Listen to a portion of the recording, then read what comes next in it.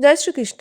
বন্ধুরা, আপনি কি জানেন এমন একটি একাদশী আছে যা পালন করলে বছরের সমস্ত একাদশী পালনের সমান পুণ্য লাভ হয় বলে শাস্ত্রে বর্ণনা করা হয়েছে। এই একাদশীর নাম হলো পাণ্ডব নির্জলা একাদশী। কেন এই একাদশী এত বিশেষ?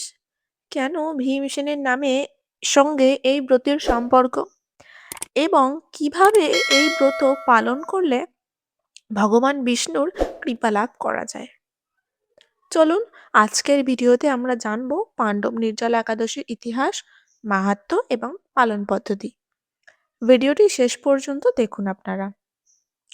পাণ্ডব নির্জলা একাদশীর ইতিহাস: মহাভারতের সময় পাণ্ডবরা নিয়মিত একাদশী ব্রত পালন করতেন, কিন্তু পাণ্ডবদের মধ্যে ভীমসেন ছিলেন অত্যন্ত ভোজনপ্রিয়। তিনি তো ক্ষুধা সহ্য করতে পারতেন না।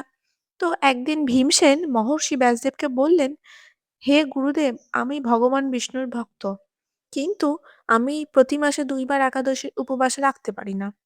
এমন কোনো উপায় কি আছে যাতে আমি একাদশীর পূর্ণ ফল লাভ করতে পারি? তখন ব্যাসদেব তাকে একটি বিশেষ ব্রতের কথা বললেন। তিনি বললেন, জ্যৈষ্ঠ মাসের শুক্লপক্ষের একাদশীতে জল ও খাদ্য ত্যাগ করে নির্জল উপবাস করো। এই একটি ব্রত পালন করলে বছরের সব একাদশীর ফল লাভ হবে। সেই থেকেই এই ব্রত ভীম একাদশী বা পাণ্ডব নির্জলা একাদশী নামে পরিচিত। নির্জলা একাদশীর মাহাত্ম্য: নির্জলা শব্দের অর্থ হলো জল ছাড়া।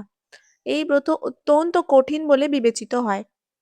শাস্ত্রে বলা রয়েছে, এই দিনে ভক্তি ভরে উপবাস ও ভগবান বিষ্ণুর স্মরণ করলে বহু জন্মের পাপ নষ্ট হয় এবং ঈশ্বরের আশীর্বাদ লাভ হয়।